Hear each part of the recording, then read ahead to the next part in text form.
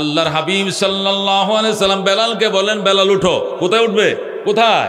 বাইতুল্লাহ সাদে, আল্লাহর ঘরের, কাবা ঘরের। হযরতে বেলাল হাবশী রাদিয়াল্লাহু তাআলা আনহু বাইতুল্লাহ ছাদের উপর উঠছেন। ওইটা ভাঙ্গা ভাঙ্গা কণ্ঠে আল্লাহু আকবার, আল্লাহু আকবার, আল্লাহু আকবার, আল্লাহু আকবার বলে যখন আযান শুরু করে দিলেন, হযরতে বেলাল রাদিয়াল্লাহু তাআলা আনহু আযান শুরু করে দিছে। হযরতে বেলালের আযানের তাসিরে হেরেমে মক্কার এরিয়ার ভিতরে যত কাফের বেদিনদের পাকা কাঁচা ঘর ছিল, সমস্ত ঘরগুলো ভেঙ্গে দুমড়ে মুচকে মাটির সাথে মিশে যায়। আল্লাহু আকবার। কাফেরদের কাঁচা পাকা যত ঘর ছিল হেরেমের এই 9.5 কিলোমিটার এরিয়ার ভিতরে, বেঈমানদের যত কাঁচা পাকা ঘর ছিল, হযরতে বেলালের আযানের তাসিরের কারণে সমস্ত ঘরগুলো ভেঙ্গে দুমড়ে মুচকে মাটির সাথে মিশে যায়। বলেন আল্লাহু আকবার। সমস্ত ঘরগুলো মাটির সাথে মিশে যায়। হযরতে বেলাল রাদিয়াল্লাহু তাআলা আনহু আযান দিয়ে এখনো মাটিতে নামে নাই, আযান এখনো শেষ হয় নাই। হযরত বেলালের আযান এখনো শেষ হয় নাই। ও দোস্ত, এই দিক দিয়ে ময়দানের মধ্যে কানাঘুষা শুরু হয়ে গেছে। বেলাল এই কালো কাক দিয়ে নবী আযানের ব্যবস্থা করছে, আমাদের মান সম্মান ধ্বংস করে দিয়েছে। নবী বুঝি কালো কাক ছাড়া আযান দেওয়ার মতো কোনো মানুষ পাইল না। নাউজুবিল্লাহ। এই কালো কাউয়া দিয়ে কেন মুহাম্মদ আযান দিল, এই জন্য সমালোচনার জ্বর শুরু হয়ে গেছে। হযরতে বেলালকে যখন কালো কাক বলেন, কালো কাক দিয়ে আযানের ব্যবস্থা করছে, এই কথা যখন বলছেন, সাথে সাথে আমার আল্লাহ জিবরাইলকে দিয়াম পাঠায় দিছে। জিবরাইল যা ময়দানের ভিতরে ঢোক, আমার বেলালকে নিয়ে কারা কারা সমালোচনা করেন এদের সংবাদ আমার কাছে নিয়ে আস। আল্লাহু আকবার। হযরতে বেলাল রাদিয়াল্লাহু তাআলা আযান এখনো শেষ করে নাই। বেঈমানরা মন্তব্য শুরু করে দিছে। জিবরাইল আলাইহিস সালাম আয়েশা এক একজনকে জিজ্ঞাসা করে, ভাই এই যে বেলালে আযান দে তোমরা কি মনে করো? লজ্জায় মাথা নিচু হয়ে যায়, কারণ মুহাম্মদুর রাসূলুল্লাহ বুঝি এই কালো কাউয়া ছাড়া আযান দেওয়ার মতো কোনো মানুষ পাইল না। এটা ওনাদের জন্য বড় এই ছেলেরা তোমরা এটা উড়াইতেছো, মাহফিলটা নষ্ট করতেছো। এই বাচ্চাগুলো তারান থেকে তারান, বদমাইশ পোলাবান কতগুলো। এই না হে ডোন উড়াইতে আসে, ডোন তোর বাপের মাথার উপরে উড়া গাজা, মাহফিলের মাথার উপরে ডোন উড়াইতে তোরা কইছে কেটা? শয়তান পোলাপান মাহফিল নষ্ট করার জন্য দেখছেন ডোন উড়াই দিছে। এলাকার দায়িত্বশীলরা ওদেরকে তারাই দেন থেকে, এরা এসে মাহফিল নষ্ট করার জন্য, মাহফিল শুনতে আসে নাই, মাহফিলের উপরে ডোন উড়াইতে আসে। রাহমাতুল আলামিন সাল্লাল্লাহু আলাইহি ওয়াসাল্লামের উম্মত শুনো, হযরতে বেলাল রাদিয়াল্লাহু তাআলা আনহু যখন আযান দিছিলেন, আযান দেওয়ার টাইমে বেঈমানরা কয় হায় হায় সর্বনাশ, মান ইজ্জত সব ধ্বংস করে দিছে। আজকে মুহাম্মদ এই কালো কাউয়া দিয়ে আযানের ব্যবস্থা করছে, মুহাম্মদ বুঝে আযান দেওয়ার মতো কোনো লোক পাইল না। নানানভাবে সমালোচনা যখন শুরু হয়ে যায়, সাথে সাথে আল্লাহ রাব্বুল আলামিন হযরতে জিবরাইলকে এই সূরাতুল হুজুরাতের 12 নম্বর আয়াত দিয়ে পাঠায়। জিবরাইল রে আমার বন্ধুর কাছে যায় আমার সালাম কো, আর আমার বেলালকে দিয়ে আযানের ব্যবস্থা করেছে আমার বন্ধু। বেলালের আযানের পক্ষে আমি আল্লাহর 100% সমর্থন রয়েছে। আল্লাহু আকবার। আমার বন্ধু বেলালরে দিয়ে আযানের ব্যবস্থা করছে, আমিও চাইছিলাম আযানটা বেলালে দেখ, সুতরাং বেলালের আযানের পক্ষে আমার সমর্থন 100%। এই কথাটা আমার বন্ধুকে জানিয়ে দাও। আর এই আয়াতটা বেলালের জন্য পাঠাইছি, মক্কার মানুষকে শোনায় দাও। সাথে সাথে জিবরাইল এই সূরা হুজুরাতের 12 নম্বর আয়াত নিয়ে মক্কায় নবীজির সামনে হেরেমে হাজির হয়ে যায়। ইয়া রাসূলুল্লাহ, হাবিব আল্লাহ, আপনি যে বেলালকে দিয়ে আযানের ব্যবস্থা করছেন, কাফেররা সমালোচনা করছে, কাফেরদের সমালোচনার দাঁত ভাঙ্গা জবাব দিয়া আল্লাহ রাব্বুল আলামিন আমাকে পাঠাইছে। আল্লাহর হাবিব কয়, তুমি কি সংবাদ নিয়ে এসেছ? আমি সূরা হুজুরাতের 12 নম্বর আয়াত নিয়ে এসেছি। ওই আয়াতের ভিতরে আল্লাহু আকবার, বেলালের সমালোচকদের দাঁত ভাঙ্গা জবাব দেওয়া হয়েছে। রাসূল বলেন, আয়াত তেলাওয়াত করে শোনাও।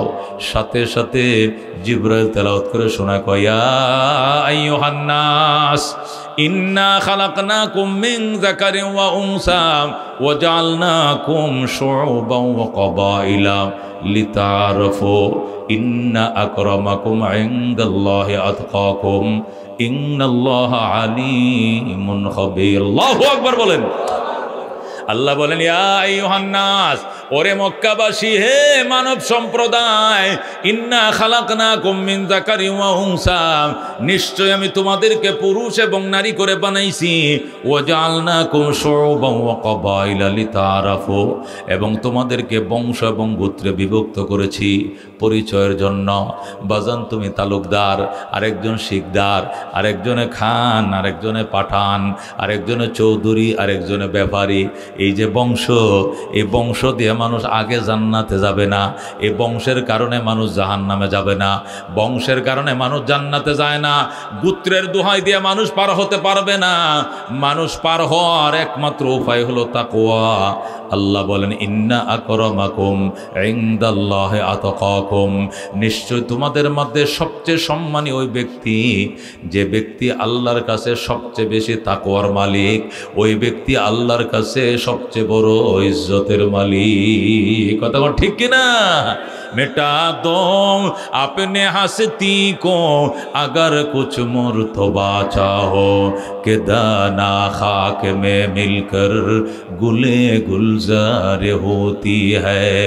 ऐ खुदा तो मुझको मुझसे दूर कर ताकि देखो तुझको मुझ पे एक नजर। ऐ खुदा तो मुझको मुझसे दूर कर ताकि देखो तुझको मुझ पे एक नजर। मिटा दो अपने हस्ती को अगर कुछ मर तो बाचा हो कि दाना खाक में मिलकर गुले गुलजार होती है। এই জন্য দোস্ত, এই আয়াতে কারিমা আল্লাহ নাযিল করে বুঝাইছে, যারা ক্ষমতার অহংকার দেখাও, ক্ষমতা চিরস্থায়ী নয়। 15 বছরের ক্ষমতা 15 মিনিট টিকতে দেয় না। কথা ঠিক কিনা? ক্ষমতা চিরস্থায়ী নয়, পয়সা চিরস্থায়ী নয়, সুন্দর লাবণ্যময় চেহারা চিরস্থায়ী নয়, যৌবন চিরস্থায়ী নয়, জওয়ানি চিরস্থায়ী নয়, তাকওয়া চিরস্থায়ী দন। কথাগণ ঠিক কিনা? আজকে যৌবনের তাড়নায় রক্ত গরম যুবক মানুষ, এই জন্য তুমি হুঁশ করে কথা বলো না। বাবার বয়সকেও তুমি তিরস্কার করো, অপমান অপদস্থ করো, উলামায়ে কেরামকে গণো না, উলামায়ে কেরামকে সালাম দাও না, কালাম দাও না, আলেম ওলামারে ফাত্তা দাও না, এদেরকেও নানানভাবে গালাগালি করো, মুরব্বীদেরকে ইজ্জত করো না, সালাম করো না, সম্মানিত মানুষকে সম্মান দাও না, ইজ্জতওয়ালাকে ইজ্জত দাও না, অহংকার দিয়া কথা বলো, অহংকারের সাথে কথা বলো। ও দুস্থ, এলাকার মুরব্বীরা তোমার উপরে বিরক্ত, দক্ষিণ বাড়ি তোমার উপরে অসন্তুষ্ট, উত্তরের বাড়ি অসন্তুষ্ট, উলামায়ে কেরামের বিরুদ্ধে শুধু কোচ্ছায় রটাও, অথচ নামাজটাও তুমি পড়ো না, দাড়িটাও তোমার নাই, মেসওয়াক নাই, পয়গম্বরের কোনো সুন্নত নাই, আল্লাহর গোলাম হওয়ার দাবি করার কোনো সুযোগ তোমার নাই। তুমি তোমার এই নাপাক মুখে পাক নবীর ওয়ারিস উলামায়ে কেরামকে সমালোচনা করো। এ হাজার হাজার উলামায়ে কেরামকে তোমরা জেল খাটাইছ, হাজার হাজার উলামায়ে কেরাম নামে মিথ্যা মামলা দিয়েছ। মনে রাখো, এমন দিন আসবে যেদিন বলবা। ওই ঈদের দিন একজন স্ট্যাটাস দিছে। কি স্ট্যাটাস দিছে? হায় হায়, নেতা না হয়া, এমপি না হয়া যদি গ্রামে আলস হয়ে খাইতাম, তাও তো বউ বউ বাচ্চা লয় ঈদ করতে পারতাম।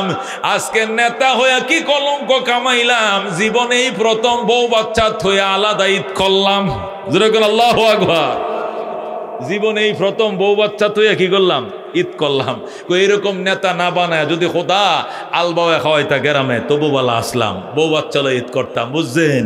এই হলো নেতৃত্বের স্বাদ, এই হলো নেতৃত্বের মজাম। এই জন্য দোস্ত, আল্লাহ ডাক দিয়ে কয়া, আইয়ুহান নাস, ওরে মানব জাতি, ইন্না খালাকনাকুম মিন যাকারিন ওয়া উনসা, তোদেরকে বানাইছি পুরুষ এবং নারী করে আমি আল্লাহ। ওয়া জাআলনাকুম শুউবান ওয়া ক্বাবাইল, তোদেরকে বিভিন্ন গোত্র এবং বংশে বিভক্ত বিভক্ত করেছি লিতাআরাফু, শুধু দুনিয়ার পরিচয় মাত্র, অন্য কিছুর জন্য নয়। ইন্না আকরামাকুম ইনদাল্লাহি আতকাকুম, তোমাদের মধ্যে ওই মানুষ আমি আল্লাহর কাছে সবচেয়ে সম্মানী যে মানুষের ভিতরে তাকওয়ার দন বেশি। কথা ঠিক কিনা?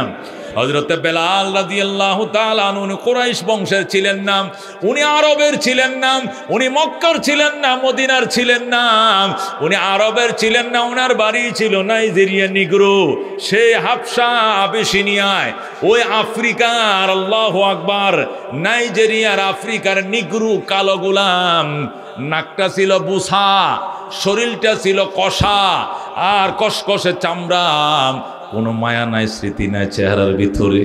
দুস্তরে ফাটা ফাটা চামড়াগুলো, দেখতেও কোনো মায়া নাই, ধরতেও কোনো স্বাদ নাই। ওরে দুস্ত আরবি ভাষাও সুন্দর করে বলতে পারতেন না। ওই নিগ্রো হাবশি বংশধর হযরত বেলাল রাদিয়াল্লাহু তাআলা আনহু, কিন্তু আল্লাহর কাছে তার কি মর্যাদা।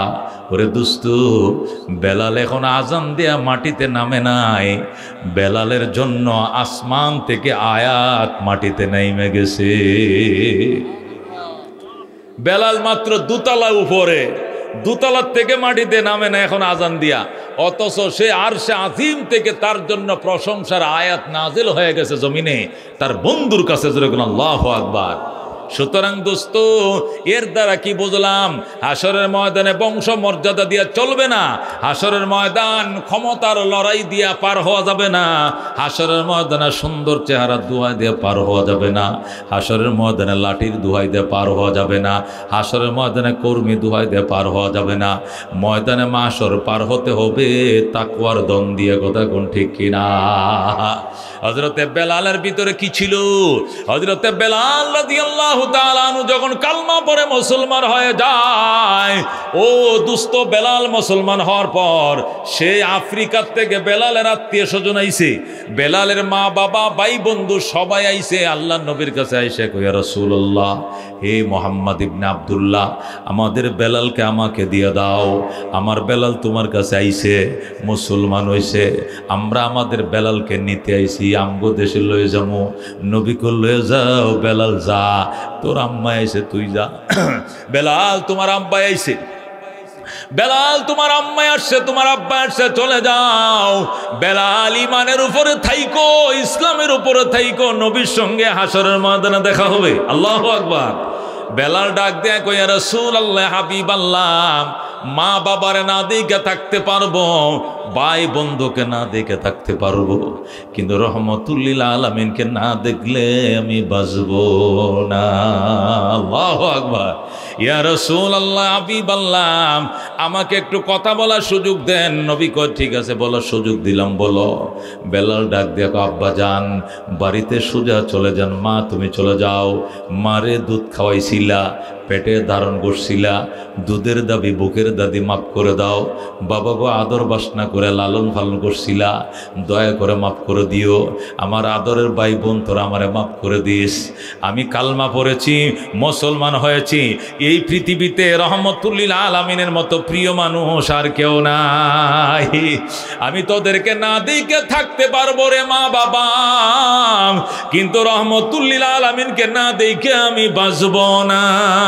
আল্লাহু আকবার। এই বলে হযরতে বেলাল আপনজন আত্মীয় স্বজন সব বিদায় করে দিলেন, তারপর আল্লাহর হাবিবের কদম ছাড়লেন। আল্লাহু আকবার। নবী বলেন, আমি মেরাজে গেলাম, মেরাজে যায় দেখছি সুন্দর একটা বিল্ডিং, এত সুন্দর বিল্ডিং, ইউরা যুহুরুহা মিন বুতুনিহা ওয়া বুতুনুহা মিন যুহুরিহা, এত সুন্দর গ্লাস দিয়ে খোদাই বিল্ডিং বানাইছে, ভিতর থেকে বাহির দেখা যায়, বাহির থেকে ভিতর দেখা যায়। আল্লাহু আকবার। সাহাবায়ে কেরাম বলেন, ইয়া রাসূলুল্লাহ, এই বিল্ডিং এর মধ্যে কে থাকবে? রহমতুল লিল আলামিন কয়, এই বিল্ডিং এর মধ্যে কে থাকবে জানুনি? লিমান আলানাল কালাম ও আতামাত তাম ও সাল্লা বিল্লাইলি ওয়ান নাসু নিয়াম তাদখুলুল জান্নাতা বিসালাম। আল্লাহু আকবার। যারা নম্র ভাষায় কথা বলবা, দেখা মাত্রই মুসলমানকে সালাম দিবা আর রবের গোলামি করবা। আল্লাহ শেষ রাত্রে মানুষ যখন ঘুমায়, ওই সময় আল্লাহর দরবারে কানবা।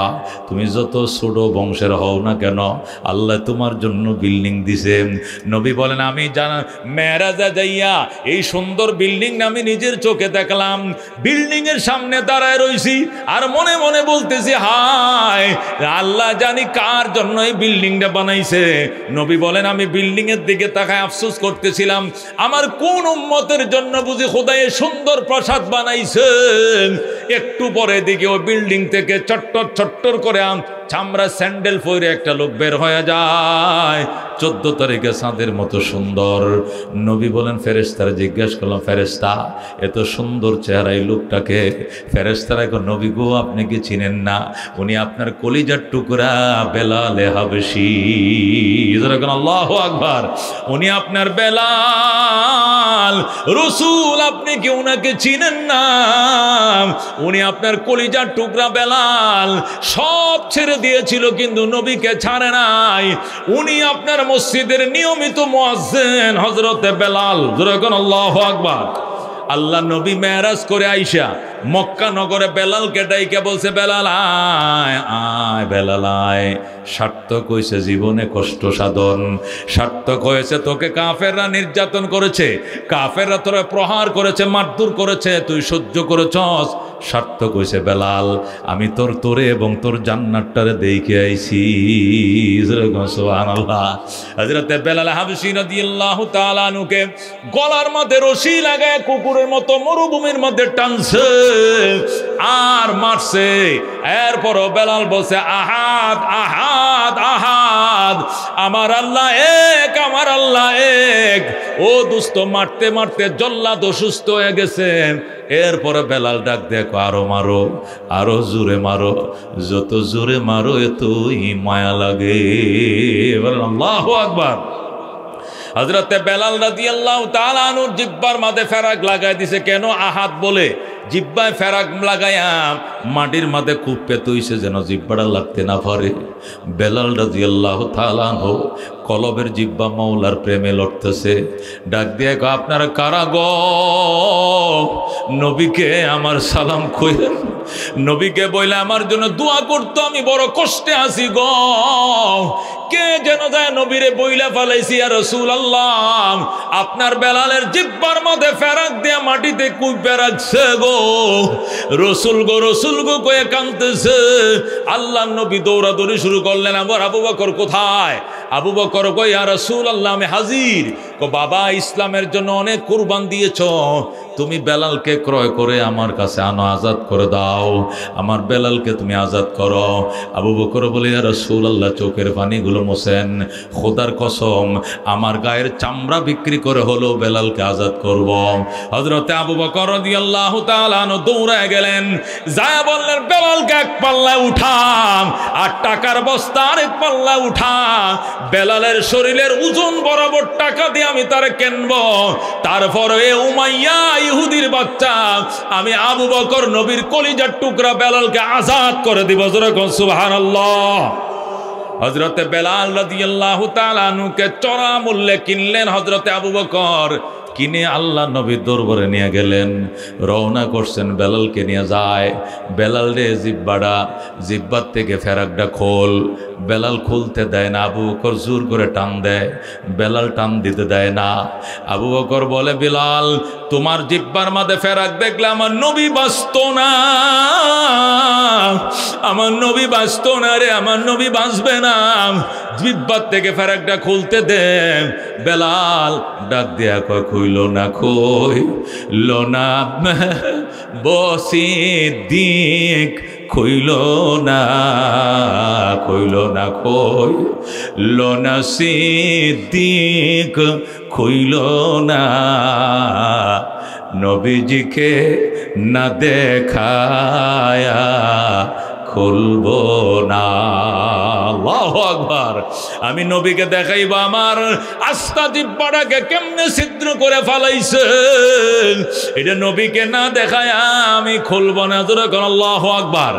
এইভাবে জিহ্বার মাঝে ফেরাক লাগায় রাখছে। এরপরেও বেলাল আহাদ আহাদ বলে এই কারণে বেলাল আশহাদু আল্লাহ বললে আশহাদু আল্লাহ উচ্চারণ করতে পারতো না, জিহ্বা ছিদ্র দিয়া আশহাদু দন্তাস্বটা বের হয়ে যেত, বাতাসটা শোনা যাইতো আশহাদু আল্লাহ ইলাহা ইল্লাল্লাহ, আশহাদু আন্না মুহাম্মাদুর রাসূলুল্লাহ। এস উচ্চারণ হইতো না, দন্তাস্ব উচ্চারণ হইতো না। এই জন্য অনেক সময় আল্লাহু আকবার আরবরা বলতো বেলালকে দিয়ে আজান দিয়েন না, আমাদেরকে দিয়ে আজান দেন। বেলাল শিন উচ্চারণ করতে পারে না, শিন উচ্চারণ করতে পারে না। নবী গো সব উচ্চারণ করতে পারত, কিন্তু দুশ্মন তার জিহ্বাটারে ছিদ্র করে ফেলাইছে, এই জন্য গো উচ্চারণ করতে পারে না। অসুবিধা কি? সুন্দর উচ্চারণকারী অনেক আছে, তাদেরকে মুয়াজ্জিন বানান। এই জন্য নবী 3 দিনের জন্য বেলালকে মুয়াজ্জিন থেকে বাদ দিয়েছিলেন। 3 দিনের মাথায় জিব্রাইল আসমান থেকে এসে কয় রাসূলুল্লাহ 3 দিন পর্যন্ত আজান হয় না, তার কারণ কি? রসুলকে আজান তো হয়, আমার সামনে আজান দেয়, একামত দেয়, আমি নামাজ পড়াই, কে বলছে আজান হয় না? জিব্রাইল কয় রাসূলুল্লাহ আজান জমিনে হয়তো বা হয়, কিন্তু আজানের ধ্বনি আসমানে ওঠে না। খোদার কসম গো নবীজি, বেলালকে যদি আবার পুনর্নিয়োগ না দেন, বেলালকে যদি আবার নিয়োগ না দেন, তাহলে এই যে রাত এটা আর দিন হবে না। আল্লাহু আকবার। এই বেলালের সাথে কারা কারা জান্নাতে যাইতে চাও? হাত বাড়াও, লিল্লাহ তাকবীর। এই জন্য আমি অনুরোধ জানাবো, অতি দ্রুত যারা মাইকের আওয়াজ শুনছেন, অতি দ্রুত ফ্যান্ডেল নিচে আগে বাগে এসেই ইনশাআল্লাহ জায়গা গ্রহণ করেন। একের পর এক আলোচনা শুনবো, আখিরে মোনাজাত করে মা বাবার জন্য আল্লাহর দরবারে দোয়া চেয়ে চোখের পানি ছেড়ে, দেশ এবং খেস আত্মীয় আপনজনের জন্য দোয়া চেয়ে দোয়া করে বাসায় ফিরব। গুনার গাঠুরি বহন করে এসেছি, মোনাজাত শেষে রব আমাদেরকে নিষ্পাপ করে ফেরার তৌফিক দান করুক, জোরে কোন আমিন। মুহতারাম হাজিরিন, আমরা মানুষ, বলেন আমরা কি মানুষ? রং ডঙের দুনিয়ায় মানুষের তো অভাব নাই, কতক্ষণ ঠিক কিনা? আল্লাহ তাআলা আমাদেরকে মানুষ হিসেবে বানিয়েছেন। মানুষ কয় প্রকার? 2 প্রকার, কিছু মানুষ পুরুষ, কিছু মানুষ নারী, কতক্ষণ ঠিক কিনা? মানুষকে কয় ভাগে বিভক্ত করছেন আল্লাহ? প্রথম 2 ভাগে, নারী এবং পুরুষ, কতক্ষণ ঠিক কিনা? এই প্রথম 2 ভাগ হইল মানুষ। এরপরে আবার কালারের দিক থেকে আবার 4 ভাগ। কয় ভাগ? কোন কালারের দিক থেকে কয় ভাগ? 4 ভাগ। কিছু মানুষ কালো, কিছু মানুষ লাল, কিছু মানুষ সাদা, কিছু মানুষ বাদামি, কতক্ষণ ঠিক কিনা? কালো, লাল, সাদা, বাদামি। আবার মানুষ কয় ভাগ হয়েছে? 4 ভাগ। প্রথম পুরুলিঙ্গ স্ত্রীলিঙ্গ হিসাবে মানুষ 2 ভাগে বিভক্ত হয়েছে, হয়তো নারী নয়তো পুরুষ। যদি বলেন হুজুর তোরা হিজলারা কই গেল? হিজলারা তো নারীও না পুরুষ না, এরা নারী অথবা পুরুষ, নারী পুরুষের বাহিরে এরা নয়, কতক্ষণ ঠিক কিনা? যে সমস্ত হিজলারা মেয়েদের মতো একবারে বেশি দাড়ি চুলো উড়ে নাই, মেয়েদের মতো অঙ্গভঙ্গি, কথাও কণ্ঠও চিকন, শাড়ি সুরি পড়তে ভাল লাগে, কানফুল দিতে ভাল লাগে, নাকফুল দিতে ভাল লাগে, এরা মহিলার হুকুম। এরা কিসের হুকুম? হুকুম। আর যেগুলোর হাত ডানাডোনা শক্ত শক্ত, একটু একটু দাড়ি মুছ উঠছে, দুধ টুধ নাই, বুঝেন না, একবারে কথা শক্ত শক্ত, শরীরের অঙ্গভঙ্গি পুরুষের মতো, হাঁটে পুরুষের মতো, কণ্ঠটাও মোটা মোটা পুরুষের মতো, শরীরও শক্ত, মেয়েদের মতো নয়, এরা পুরুষের হুকুম। তাহলে হিজলারা হয়তো নারীর হুকুম নয় তো কার হুকুম? পুরুষের হুকুম। হিজলারা নারী পুরুষ বাদ দিয়া তৃতীয় কোনো লিঙ্গ নয়, কতক্ষণ ঠিক কিনা? আল্লাহর কাছে কোনো তৃতীয় লিঙ্গ নেই। আল্লাহর কাছে লিঙ্গ কয়টা? 2টা, মিন যাকারিন আও উনসা, নারী এবং পুরুষ, কতক্ষণ ঠিক কিনা? তাহলে লিঙ্গের দিক থেকে মানুষ কয় প্রকার? 2 প্রকার, পুরুষ এবং নারী। এবার কালারের দিক থেকে লক্ষ্য করে মানুষ কয় প্রকার? 4 প্রকার, কালো, সাদা, লাল, বাদামি। কয় কালার? 4 কালার। দেশের দিক থেকে মানুষ আবার 204 ভাগে বিভক্ত। কয়শো? 4। পৃথিবীতে স্বাধীন সার্বভৌম রাষ্ট্র আছে 204 খানা। কয়খানা? পৃথিবীতে স্বাধীন রাষ্ট্র আছে 204টা। সুতরাং পৃথিবীর মানুষ আবার 204টা রাষ্ট্রে বিভক্ত হয়ে গেছে। প্রথম বিভক্ত হয়েছে পুরুষ এবং নারী হিসাবে 2 ভাগ, পরে আবার কালারে হয়েছে 4 ভাগ, এখন দেশ হিসাবে হয়েছে কয় ভাগ? 204 ভাগ। কি কোন? আমরা যারা বাঙালি, আমরা কি ইচ্ছে করলে ইন্ডিয়া যাইতে পারবো? যারা ইন্ডিয়ানে ইচ্ছে করলে পাকিস্তান যাইতে পারবো? যারা পাকিস্তান, এরা কি ইচ্ছে করলে আফগানিস্তান যাইতে পারবো? দেশের ব্যবধানের কারণে এরা ভাগ হয়ে গেছে। কয় ভাগ? 204 ভাগ। তাহলে দেশের দিক থেকে আমরা কয় ভাগ হইছি? 204 ভাগ হইছি। এবার পরে আসেন ধর্মের দিক থেকে আমরা আবার ভাগ হইছি। ধর্ম আছে পৃথিবীতে 4343 ধর্ম আছে। সুবহানাল্লাহ কোন কত ধর্ম আছে পৃথিবীতে? 4300, মানে 4300টা ধর্ম আছে। তাহলে ধর্মের দিক থেকে আবার মানুষ কয় ভাগ হইছে? 4300 ভাগ হইছে। কথা কোন ঠিক কিনা? 4300 ভাগ হইছে। এটা ধর্মের দিক থেকে ভাগ। এরপরে ভাগ হইছে ভাষার দিক থেকে। কিসের দিক থেকে? ভাষা। পৃথিবীতে 6500 ভাষা চলে। কয় হাজার? কোন পৃথিবীতে কয় হাজার ভাষা আছে? 6500 ভাষা আছে। বাংলাদেশে 3টে ভাষা চলে। কয়টা ভাষা চলে বাংলাদেশে? 3টে ভাষা। হিন্দুস্তানের মধ্যে প্রায় 21-22টা ভাষা চলে। কোথায়? হিন্দুস্তানের মধ্যে। বাংলাদেশের ডক্টর মোহাম্মদ শহীদুল্লাহ, উনি মুসলমান, 18টা ভাষা জানতেন। কয়টা ভাষা জানতেন? জাতীয় কবি, কাজী, বিদ্রোহী কবি নজরুল ইসলাম 11টা ভাষা জানতেন। কয়টা ভাষা জানতেন? 11টা ভাষা। হযরত ইউসুফ আলাইহিস সালাম 72টা ভাষা জানতেন। যেরকম সুবহানাল্লাহ।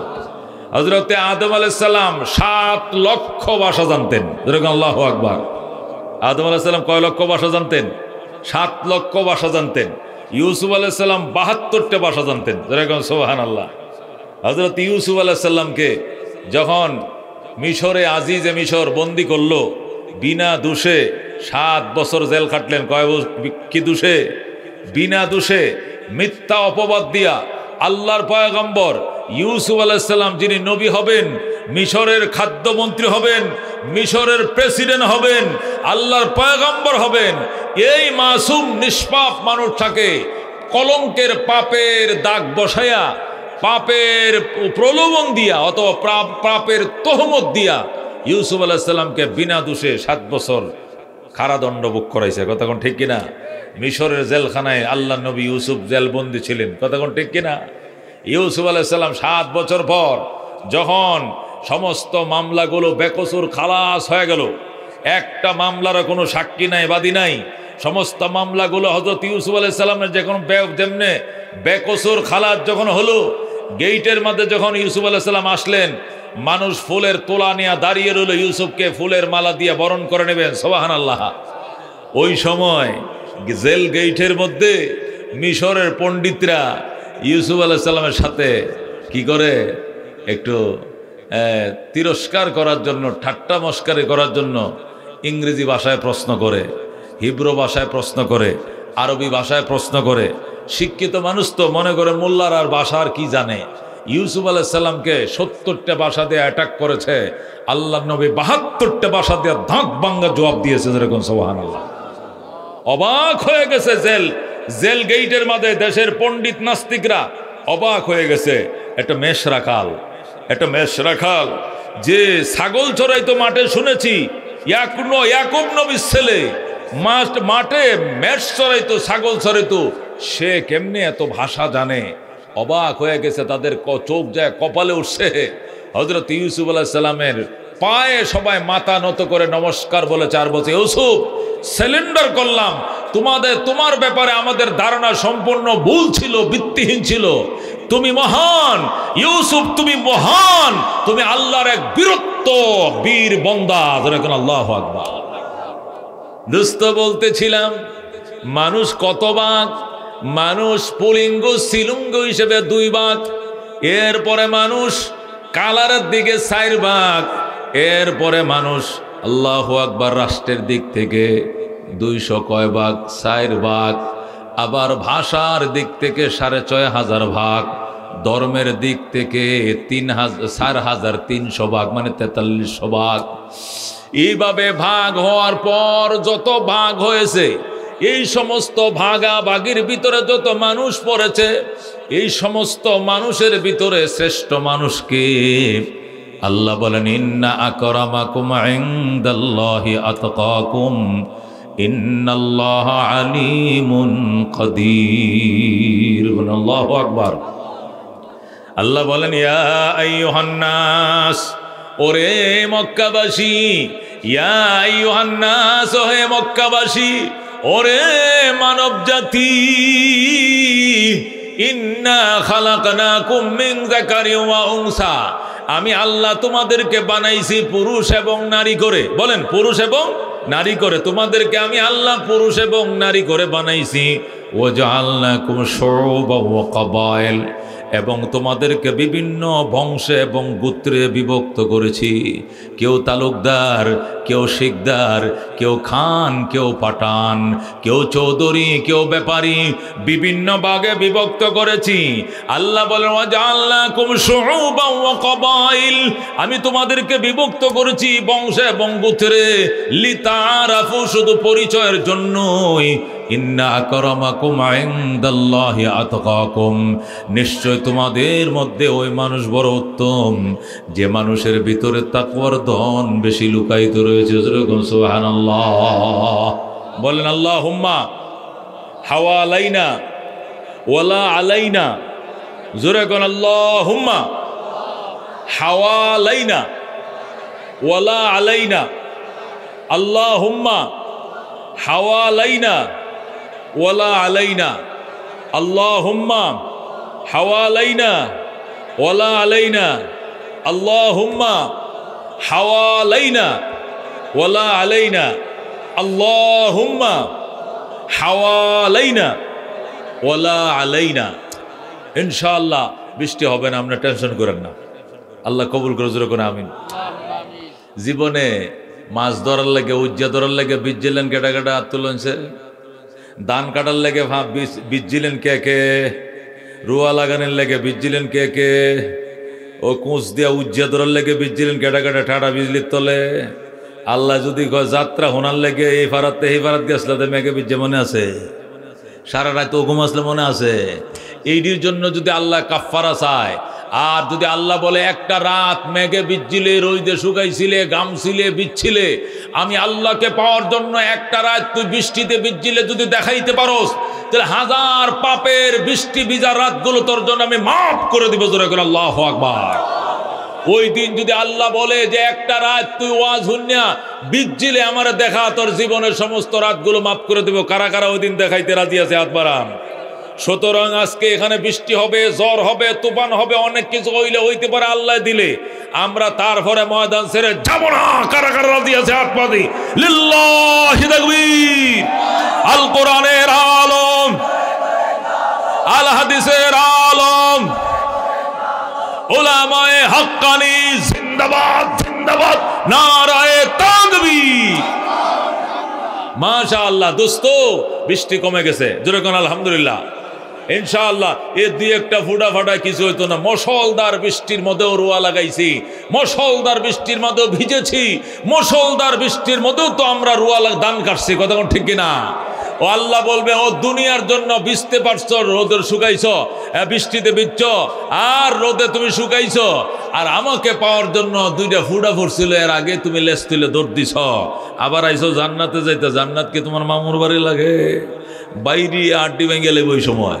এই জন্য আমরা আজকে এত কষ্টের বিনিময়ে এই দুইটা মাদ্রাসার, মহিলা এবং পুরুষ দুইটা মাদ্রাসা অনেক কষ্টের বিনিময়ে প্রোগ্রাম করেছে আল্লাহ। আমরা প্রোগ্রামের আখেরে মোনাজাত রফিকুল ইসলাম মাদানীকে দেখবো, ওনার আলোচনা করবো, ওনার মাধ্যমে আখেরে মোনাজাত করে ফিরবো। কারা কারা রাদিয়াতে নাত পড়ান। লিল্লাহি তাকবীর। মাদানী সাহেবের আগমন, রফিকুল ইসলাম মাদানীর আগমন, নারায়ে তাকবীর। মাশাআল্লাহ। এখন আর যাইতো না, ঠাড়া বললে উঠতো না একটা লোক। কতক্ষণ ঠিক কিনা? মরবাম, উঠতাম না। কতক্ষণ ঠিক কিনা? আল্লাহ তুমি কবুল করো। আল্লাহ যত গুনাহ করছিলাম, আজকের দুই ফোঁটা বৃষ্টির পানির উসিলা তুমি আমাদের গুনাহগুলো তুমি মাফ করে দাও। জোরে কোনা আমিন। উলামায়ে কেরাম, আল উলামা ওয়ারাসাতুল আম্বিয়া। মুসিবতের দিনে উলামায়ে কেরাম যেদিন সুপারিশ করবে, রে দুস্ত, তোমার আপনজন আত্মীয় স্বজন তুমি ডাকবা, ও বাজান দাঁড়া আমার একটু সুপারিশ কর। তোমার সন্তান বলবে আপনাকে আমি চিনি না। জামাই দাঁড়ান, আপনি আমার মেয়ের জামাই, আপনি দাঁড়ান। বলবে আপনাকে আমি চিনি না, আমি আমার কোনো বিয়ে শাদিও করি নাই। কি একটা আমলের জন্য কানতে থাকবে, একটা আমলের জন্য কানবে। হাজার হাজার আত্মীয় স্বজন কেউ রাজি হবে না। একজন আল্লাহর বান্দা আইসা বলবে, আঙ্কেল কান্দেন কেন? একটা আমলের ঘাটতি, এই জন্য কান্দি। একটা আমল ঘাটতি, এই জন্য কান্দেন। আমার তো আমলে নাই, আমার আমলে আছে মাত্র একটা। ঠিক আছে, আপনারে দিয়ে দিলাম, জান আপনি পার হন। বিপদে পড়ছি, আমি পড়ছি, আপনাকে পার করে দিলাম। একটা আমল যখন দিয়া দেবে, বান্দা জান্নাতে চলে যাবে। জান্নাতে যখন রওনা করবে, আল্লাহ ডাক দেয়া বলবে, বান্দা মুসিবতের দিনে একটা আমল দিয়া তোরে সাহায্য করলো, তুই কেমনে একা একা যাস? আমার বান্দারেও সাথে নিয়ে যা, আমি আল্লাহ তারেও মাফ করে দিলাম। জোরে কোন সুবহানাল্লাহ। কঠিন ময়দানে হাসরে মুসিবতের দিনে উলামায়ে কেরাম সুপারিশ করবে। রে দুস্থ, আজকে উলামায়ে কেরাম রে শ্রদ্ধা করতে মন চায় না, সালাম দিতে মন চায় না। শ্রদ্ধা করতে মন চায় না, আদর করতে মন চায় না, সালাম দিতে মন চায় না। মুসিবতের দিনে উলামায়ে কেরাম যেদিন সুপারিশ করবে, মান করাল কোরআন, আল্লাহ নবী বলেন যারা আল্লাহর কোরআন পড়েছে, ফাস্তাজহারাহু, এটি সিনার ভিতরে ধারণ করেছে, ফাআহাল্লা হালালাহু ওয়া হারামা হারামা, হালাল হারাম জেনে সে আমল করেছে, আদখালাহুল্লাহু তাআলা আল জান্নাহ, আল্লাহ প্রথম তাকে জান্নাতের সম্মাননা দান করবেন। জোরে বলুন সুবহানাল্লাহ। জান্নাতে ঢোকার আল্লাহ পারমিশন তাকে দিয়ে দিবেন, সে জান্নাতের বাসিন্দা হবে। ওয়াশাফাহু ফি আশরাতিন মিন আহলি বাইতিহি কুল্লুহুম কাদ ওয়াজাবাত লাহুন নার, তার পরিবার থেকে এমন 10টা ব্যক্তির জন্য সুপারিশের অনুমতি দিবেন যে 10 জন সকলের উপরে জাহান্নাম ওয়াজিব হয়েছিল। এমন 10টা ব্যক্তিকে জাহান্নাম থেকে বের করে জান্নাতে নিয়ে যাবে। رزينا قسمة الجبار فينا لنا علم وللأعداء مال فإن الماء لا يفنى عن قريب وإن العلم يبقى لا يزال لقد زان البلاد ومن عليها إمام المسلمين أبو حنيفة فما في المشرقين له نذير ولا في المغربين ولا بكوفة الله ربنا محمد نبينا نحن مطيعهما نحن كلنا حزب الله لا نخاف إلا الله واعتصم بحبل الله مجاهد في دين الله الجهاد سبيلنا نقيم في دين الله لا إله إلا الله نقيم في دين الله لا إله إلا الله ليس الملك للظالم ولا الملك للخائن لا نخاف أمريكا ولا نخاف روسيا ঠিক না لا نخاف روسيا ولا نخاف أمريكا على الدين قصدنا الله ربنا محمد نبينا نحن مطيعهما نحن كلنا حزب الله لا نخاف إلا الله واعتصم بحبل الله مجاهد في دين الله الجهاد سبيلنا نحن كل ذو الإسلام قانونه القرآن زور مرحبا نحن كل ذو الإسلام قانونه القرآن قال الله في القرآن الملك للرحمن الملك للرحمن نقيم في دين الله لا إله إلا الله نقيم في دين الله لا إله إلا الله ليس الملك للظالم ولا الملك للخائن لا نخاف إسرائيل ولا نخاف إنديا ঠিক না লা নাখাফু ইন্ডিয়া ওয়ালা নাখাফু ইসরাইল আলাউদ্দিন কসদুনা আল্লাহু রাব্বুনা মুহাম্মদ নবিয়ুনা নাহনু মুতিয়ুহুমা নাহনু কুল্লুনা হিজবুল্লাহ লা নাখাফু ইল্লাল্লাহ ওয়া তাসিম বিহাবলিল্লাহ মুজাহিদ ফি দীনিল্লাহ আল জিহাদ সাবিলুনা আল জিহাদ সাবিলুনা নারে তাকবীর আল কোরআনের আলম জোরে আল কোরআনের আলো আল হাদিসের আলম আজকের সম্মেলন সফল হোক নারায়ে তাকবীর ফিলিস্তিনের মুসলমান জিন্দাবাদ জিন্দাবাদ ফিলিস্তিনের মুসলমান ইহুদি নাসারা বেঈমান নিপাত যাক ইহুদি নাসারা ইসরাইল নিপাত যাক নারে তাকবীর আল্লাহ বলেন ইন্না আকরামাকুম ইনদাল্লাহি আতকাকুম ইন্নাল্লাহা আলিমুন কাদির। ওরে বান্দা, তোমাদের দেহ দিক থেকে, চেহারার দিক থেকে তোমরা চার প্রকার, কালারের দিক থেকে তোমরা চার প্রকার, লিঙ্গের দিক থেকে তোমরা দুই প্রকার, রাষ্ট্রের দিক থেকে 204 প্রকার, ধর্মের দিক থেকে তোমরা 4300 প্রকার, বাসার দিক থেকে তোমরা 6500 প্রকার।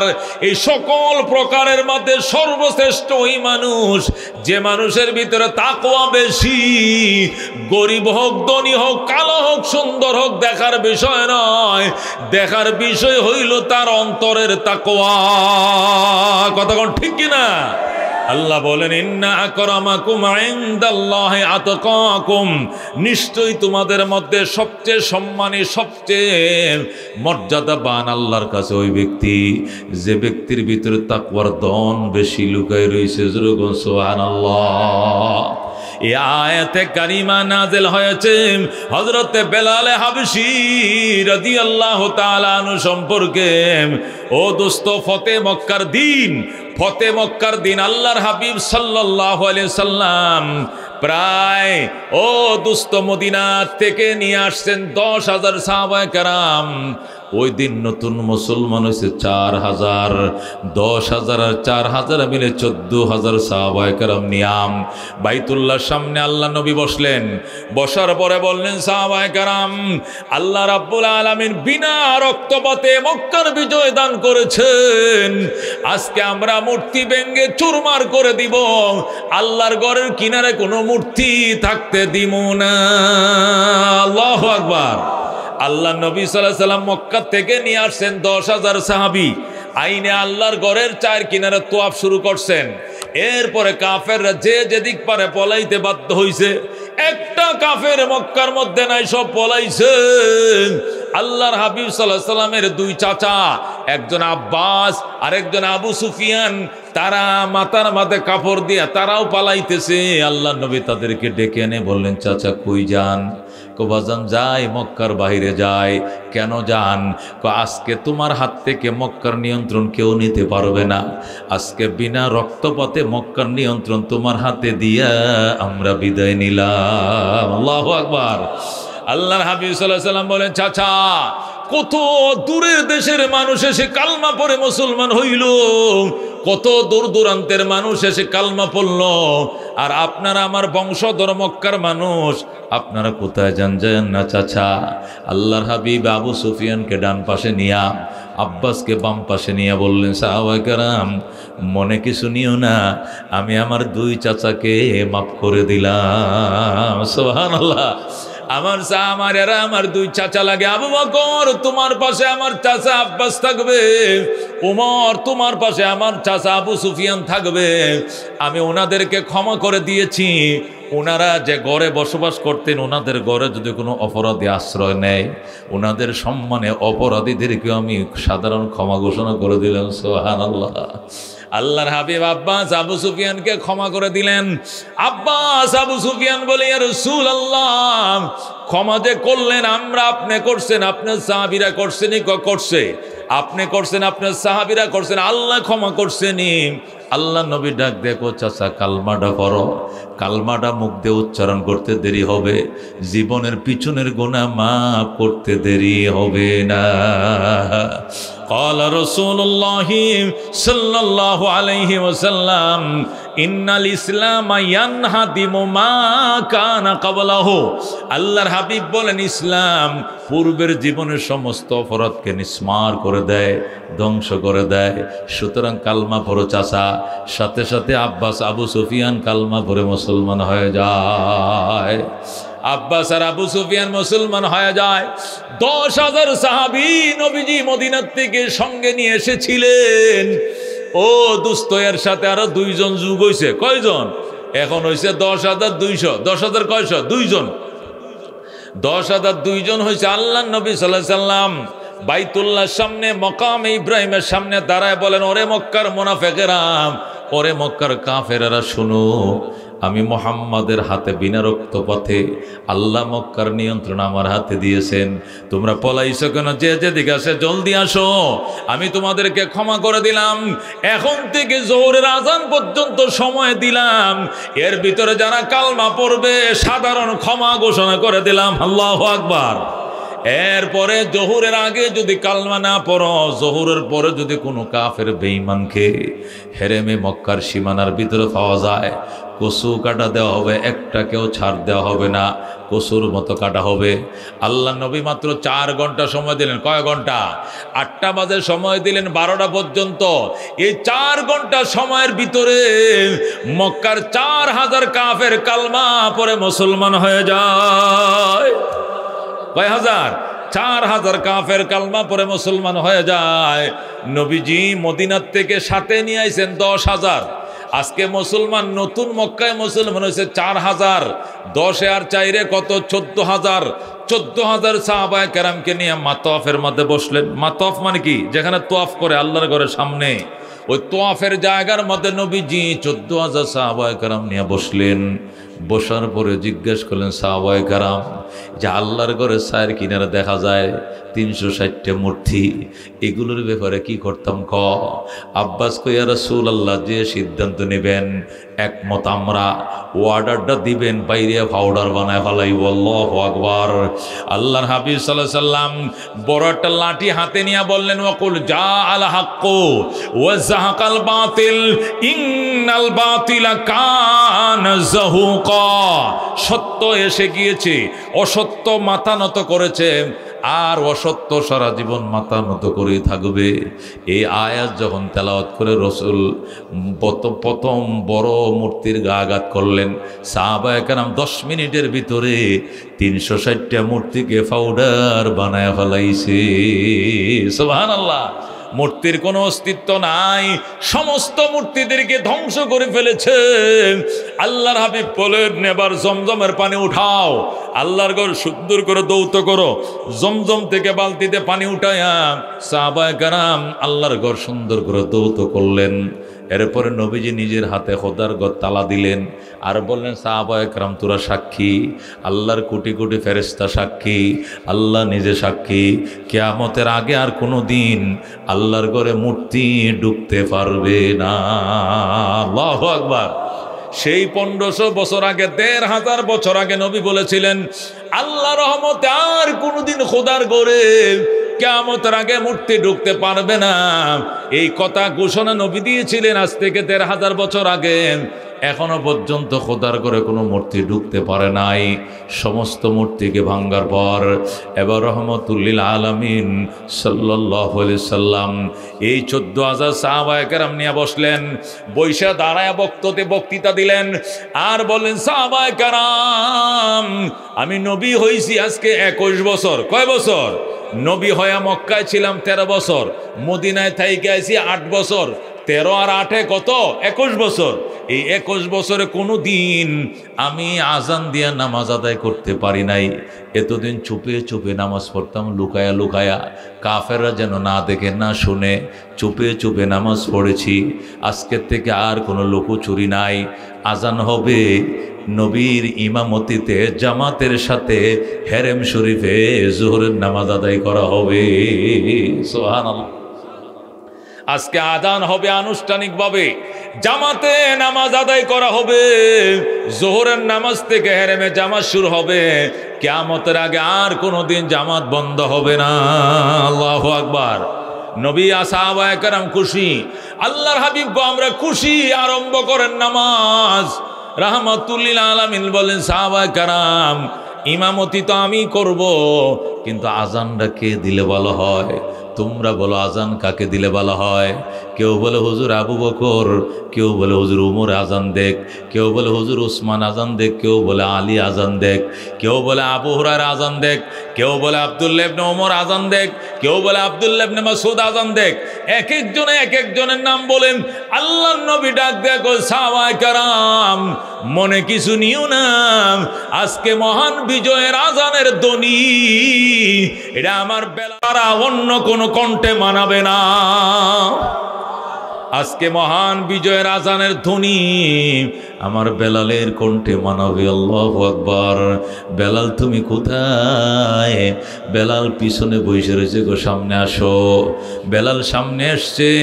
আল্লাহ নবী বেলালকে চুমু দিয়ে বলেন, বেলাল আল্লাহর ঘরের ছাদের উপর উঠো, কাবা ঘরের ছাদের উপরে দাঁড়াও, দাঁড়ায় আজান শুরু করে দাও। তোমার আজানে আমার ইমামতিতে আজকে যোহরের নামাজ জামাত সহকারে আদায় করা হবে। বলুন আল্লাহু আকবার। হযরতে বেলাল রাদিয়াল্লাহু তাআলা আনহু ওই বাইতুল্লাহর ছাদের উপর উঠলেন। তোরা কোন আল্লাহু আকবার। হযরতে বেলাল বাইতুল্লাহ, এই ছেলেরাই কিরে তোমরা দৌড়াদৌড়ি করছো কেন? খবরদার মাহফিলের পরিবেশ নষ্ট করবেন না। রফিকুল ইসলাম মাদানী সাহেব আসছে, উনি এখানে আসবে কিনা? আসবে কিনা? তা আপনারা তো চলে যান, পরে কি হবে? মাহফিলটা নষ্ট হবে। কথা কোন ঠিক কিনা? এই জন্য মাহফিল কি করা যাবে না, নষ্ট করা যাবে না। উনি আসবে, বাস আমি ছেড়ে দিব, উনি বয়ান করবে, আর পরে আখেরে মোনাজাত করবে, এরপরে আমরা যাব। ঠিক আছে ইনশাআল্লাহ? আমরা কেউ উঠা বসা করবো না, আমার দিকে খেয়াল করেন।